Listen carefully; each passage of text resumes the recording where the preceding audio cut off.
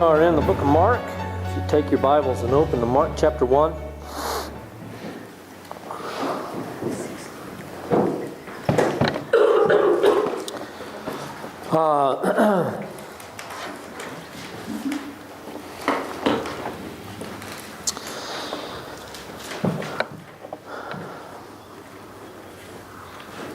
Mark 1:16.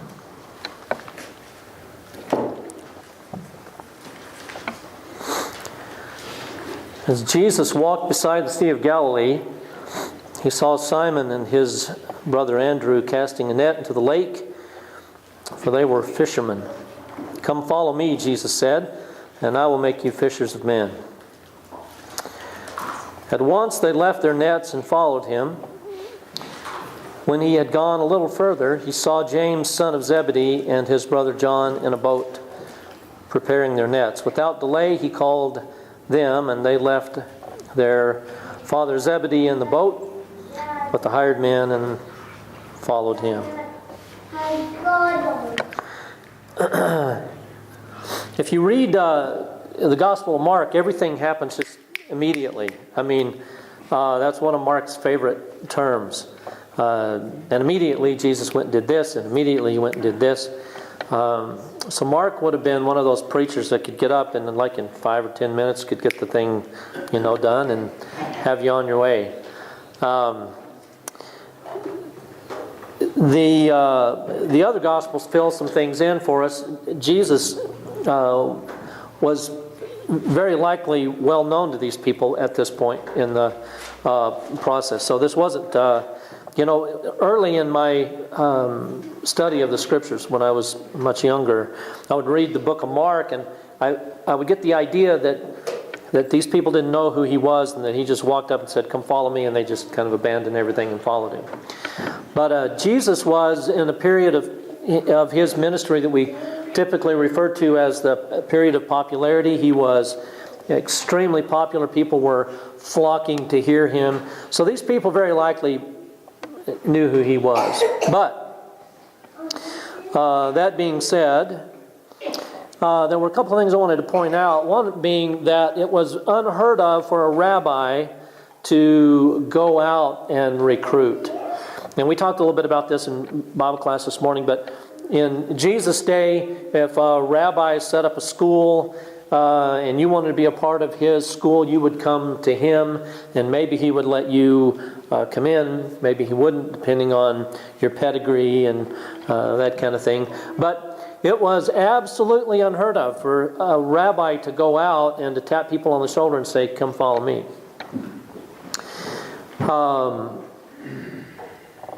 And I'm not sure that there's an awful lot that we can take away from that, except this one thing, that God in human flesh is consistently depicted in the Gospels as going out and bringing us in.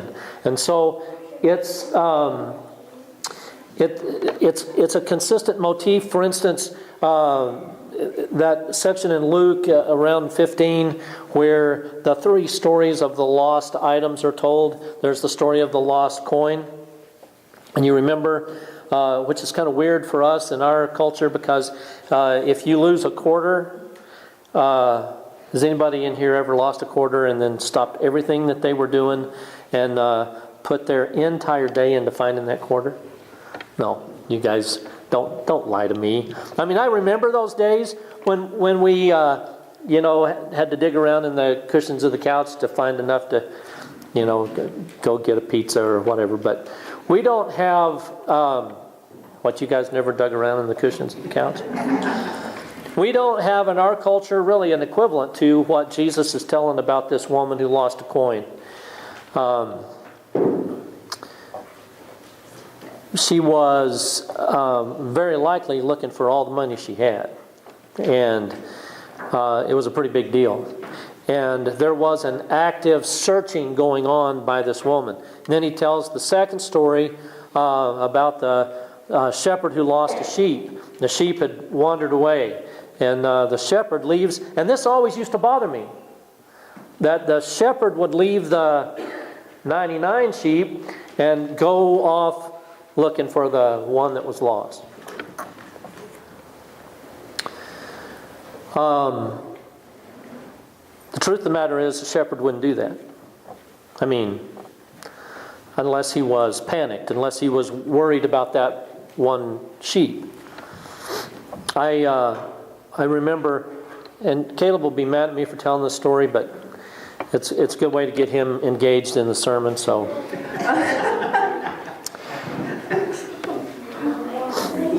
I remember a few years ago, Sammy, Caleb's dog, was relatively new in our home, and it was a winter day, and Caleb had put Sammy on the leash outside. We don't have a fence around our backyard, and somehow Sammy had gotten loose off of the chain, and Caleb realized that Sammy was off the chain, and there was snow, and I'm not kidding you. I mean, there was pretty deep snow, and Caleb ran out of the house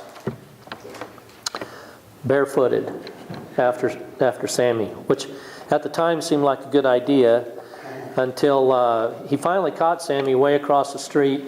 But then it dawned on him about that time that it might have been better to stop and put your shoes on before you go out after. But see, that's the idea behind the story, is that we understand the panic that we have when something that we care about in a big way is lost.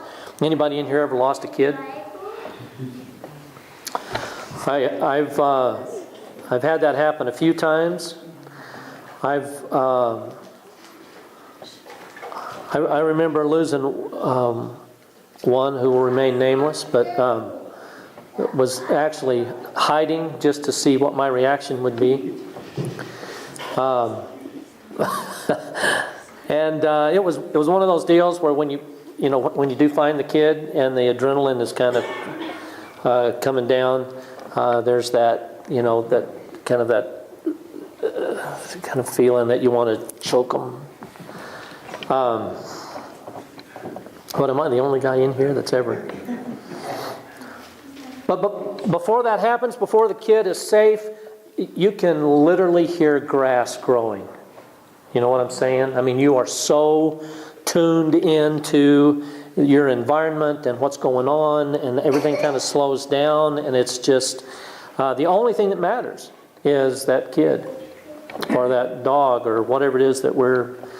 So we get the idea, but the real culmination of that story that Jesus told was the story of the prodigal, which we're not going to take the time really to unpack right now, but the prodigal story has become one of the most recognized stories in all of the literature on this planet. Do you guys realize that? I mean, almost every culture on this planet, whether they are Christian or not, know the story of the prodigal. And there's a reason that that's the case. Several years ago, we did a series on resonance, and this idea that some of the things that Jesus taught just resonated with people down in the core of their being. And it doesn't matter whether you're Russian or whether you're an Afghanistani. Is that the right word? It doesn't matter where you live or what culture you live in. We all can understand if we've had kids, we all can understand that sense of the estrangement. Now, this isn't a lost kid in the sense that the kid can't be found. This is a lost kid in the sense that the kid is estranged from his parent. And everyone in here knows what that's like to some extent. If you've had kids, you know. I mean, anybody in here ever had a kid say, "I hate you"? I mean, I'm not talking about, necessarily a 25-year-old kid. I'm just saying, I think I've had at one time or another, every one of my kids have said, looked me right in the eye and said, "I hate you," because I, grounded them from the Xbox or whatever. No, I'm not. I said that picking on Caleb. Actually, never mind. That didn't happen. That didn't happen, I promise. But that idea of that father looking down the road and longing to see his son come back, and when the son is spotted coming back, what does the father do? He doesn't just stand there and wait, as a prideful individual might do. Well, he's going to have to come to me. Now, it's important to note that the father waited till the son was coming home. Could the father have hired a group of private eyes to go into the far country and bring the kid back? Sure. Why didn't he do that? Because father knows that he'd just be gone again, right? Until the boy wanted to be home, there was no sense in going and getting him and bringing him home. But when the boy decided he wanted to come home, what did the father do? Man, he ran. He ran to meet the kid and immediately restored him. I mean, immediately restored him. There was no probationary period. It was get the ring, get the robe and sandals, and let's have a what? Well, yeah, the word is actually soiree. Okay? It's bigger than a party. You guys don't know the word soiree? Boy, I'm not clicking today, so I'll hurry on. But anyway, there is this idea that the God we serve doesn't just stand back with his arms crossed and say, "You come to me." And in fact, the case is going to be made consistently in the New Testament by the New Testament writers after the Gospels that you are in this room not because you got smart enough to be in this room. You were in this room because God came out there and found you and brought you in. That's the story of the God we serve. He is actively working on people that we don't even think would ever respond. In fact, in our Bible class, we've been talking about this whole evangelism process, and we've had some pretty interesting stories. And it's intriguing to me to listen to you guys talk about how you came from lost to saved and how unlikely it was that you would have been. But you were, and the reason you were was because God came looking for you. And so, well, point number 2.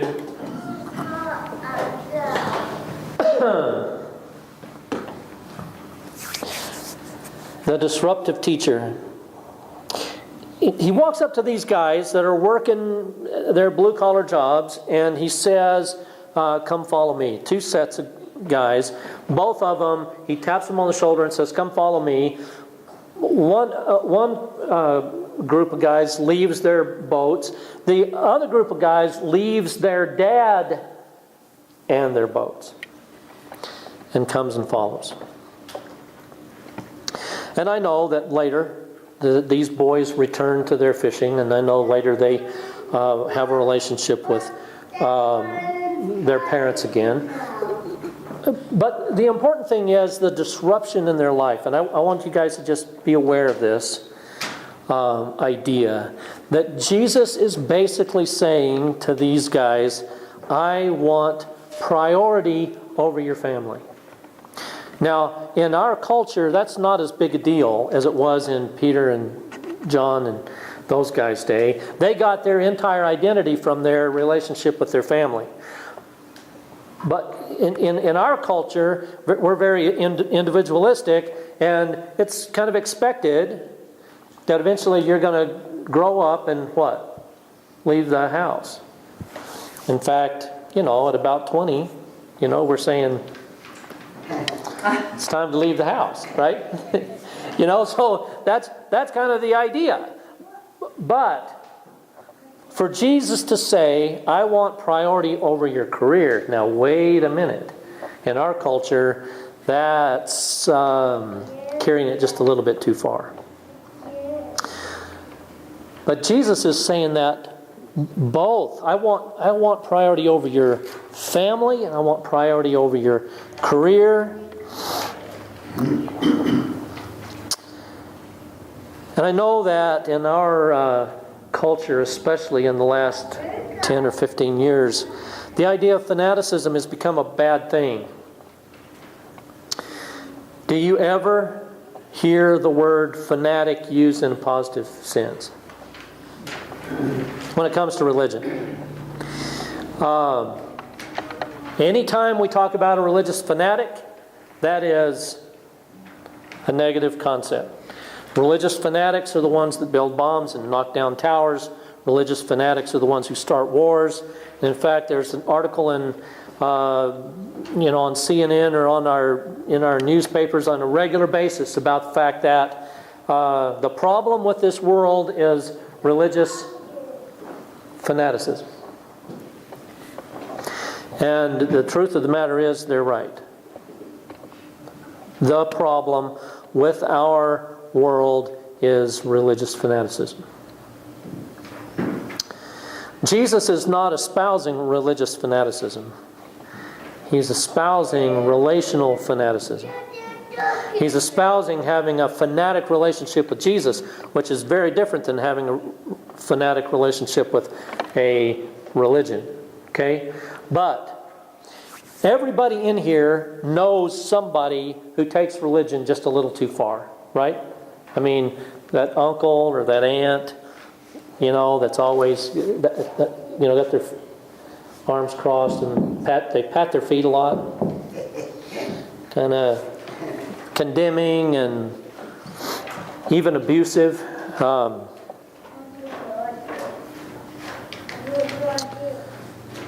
Well, what's wrong with that person? And there is this, especially lately, over the last probably 10 years, there's been a real strong push in our culture to find the Goldilocks. You know what I mean by Goldilocks? Goldilocks was, let's put it this way. When you come to our men's breakfast and you eat some of Tim's gravy, and some people say, "Oh, that's way too hot," and then other folks like me, I get made fun of. But I say, "Well, that's not that bad. I put a little extra pepper on it, to kind of give it some kick." And so and then there's some people that are sitting there that are, they got little beads of sweat popping up on their forehead, and they're, sniffling. And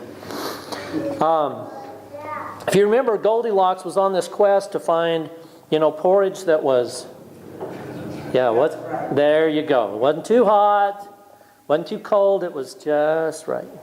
And then she was trying to find a bed, that wasn't too hard, it wasn't too soft, it was just right. So I know it's really childish, but that's that's kind of what Christianity has the pressure's been put on Christianity over the last 10 or 15 years to tone down the fanaticism. We don't want too hot, we don't want too cold. We just want it just right. But if you listen to what Jesus has to say about following Him, it is consistently terminology like you find in Luke chapter 14, where He says, "If you want to be my disciples, you will hate your mom and dad and your entire family." And you say, "Man, that..." And I know. I know exactly what you're thinking. When you hear that statement, you're thinking, he's not even consistent. When he, just a few verses prior to that, he says, you can't even hate your enemies. And now he's saying, hate your parents. But what Jesus, and most of us have been down this road, so we know that what he's saying is that I want you to follow me so closely. I want you to have such passion and ferocity about your relationship with me that all other attachments look like hate by comparison. Now that doesn't sound very moderate, does it? Notice that we're not talking about you being fanatic about the Church of Christ. There's where our problem lies. I'm not talking about being fanatic about an organization. I'm talking about being fanatic about what?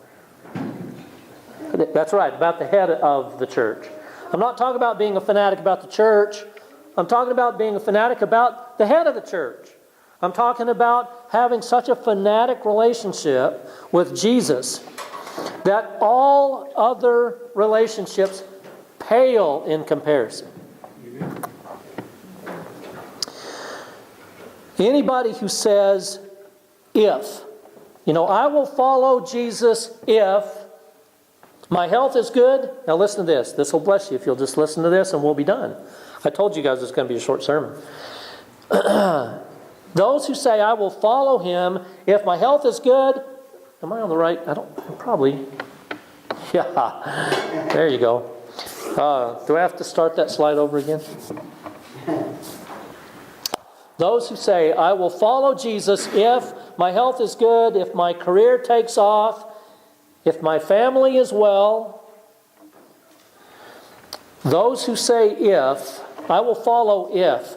Whatever it is on the other side of that if is their God. Okay? If that's your attitude, I'll follow you if my career takes off. What is my real God? My career. And Jesus isn't my God. He is just a means to get what I want. And that's what ultimately is the problem with religion in our country, is it has been taken and hijacked by people who say, now I can use this to get fill in the blank. And I hear this, guys, I hear it coming from pulpits all over the place on a regular basis. This is what you need. If you want to be a successful businessman, here's what you need to do. This is what Jesus would have you do to be a successful businessman. You know what? Jesus couldn't care less whether you're a successful businessman. In fact, it very well may be that your success as a businessman would absolutely and completely and irrevocably ruin any chance that he has of getting you to heaven. So this doesn't have anything to do with, come to me and I will teach you how to be a good businessman. And now, I hear those sermons less than I hear, this is what Jesus would have you do to be a good husband. If you want to be a good husband, here's what Jesus would have you do. 5 steps to being a good husband. What passage of Scripture would you go to find that? 5 steps to being a good husband. There isn't one. Now, there are several that sound like this in Ephesians chapter 6. Husbands, what? Love your wives like Jesus loved the church and sacrificed himself for her. Now see, that's a relational thing. That's not 5 little steps to being a better husband. I'm just going to give you 1 step to being a better husband. Husbands, this is a perfect ending to a Mother's Day sermon. You want to be a better husband? Give yourself unhindered and 100% to Jesus. You'll be a better husband. I guarantee it. I am amazed at the lack of fear that so many Christians have, and I say Christians with quotation marks around it. I'm amazed at the lack of fear that so many Christians have. They go through the week with no thought whatsoever about Jesus, the Christ, the King, and then they show up on Sunday and sing, "My Jesus, I love you," and then they go on Monday and shift right back into this mode where he doesn't have anything to do with any part of their life. That amazes me. We sing a song, I stand amazed in the presence of Jesus. It's more amazing to me the folks who absolutely trip their way along through life, never actually making the kind of commitment that Jesus talks about on a regular basis. If you want to be my disciples, you just do this little search in your Bible on your own. Look at how many times he says, if you want to be my disciples, and then listen to what he has to say. If you want to be my disciples, then you have to take up your what? Cross and follow me.